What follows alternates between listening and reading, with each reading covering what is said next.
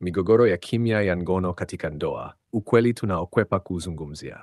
Tahadhari: makala hii ni mahsusi kwa watu walio katika ndoa au wanaopanga kuolewa.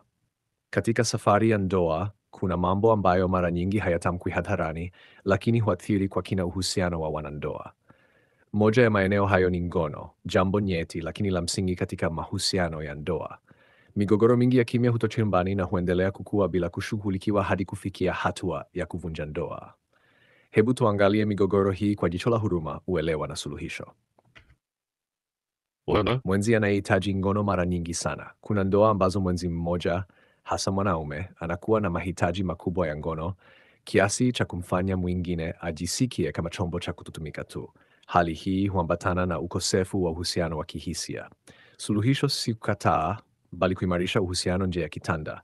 Fanyeni mambo ya furaha pamoja, ongezeni urafiki, zawadi ndogo ndogo usiku wa wawili, ndipo tendo liwe la kiroho, si la mwili tu. Mwenzi asiyevutiwa kabisa na ngono. Wengine wanaishi na wenzi wasiopenda kabisa ngono kwa sababu za homoni, msongo wa mawazo, historia ya majeraha ya kihisia au kutojihisi kuvutiwa. Mawasiliano ya kina ni msingi wa kutatua hili. Zungumzeni kwa uwazi bila lawama. Jaribuni pia kubadilisha uzazi wa mpango au kutafuta usaidizi wa kitaalamu. Usafi wa mwili na mvuto wa kimapenzi. Ngono ni tendo la karibu mno. Haliwezi kufanyika kwa amani iwapo mmoja hachungi usafi wake. Harufu ya jasho, mdomo usiooshwa, nguo za ndani zilizokaa siku kadhaa, vyote huvunja mvuto. Usafi ni ishara ya heshima kwa mwenzi wako. Hamashaneni kwa kununuliana manukato, kuoga pamoja au hata kupanga siku za kupendezesha mwili.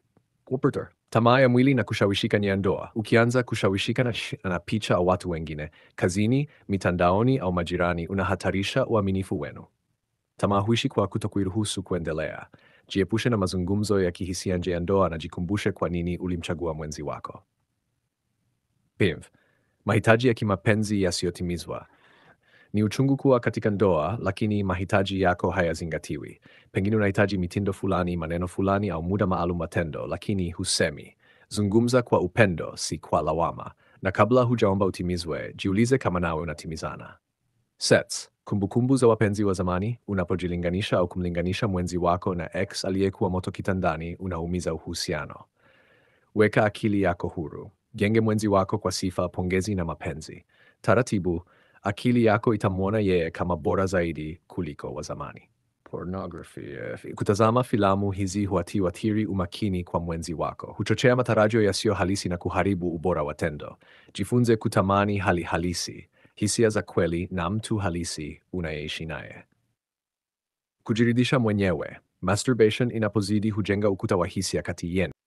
Tatizo la nguvu za kiume. Wanaume wengi hupoteza nguvu kutokana na presha ya kutakiwa kutekeleza. Ngono huanza akilini, si kiunoni. Tulia, punguza msongo, jifunze kufurahia kila hatua ya tendo badala ya kukimbilia matokeo.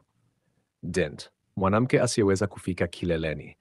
Wanawake wengi hushindwa kufika kileleni kwa sababu akili zao zinasongamana na mawazo, watoto, kazi, harufu, ratiba ya chama. Mama, tulia.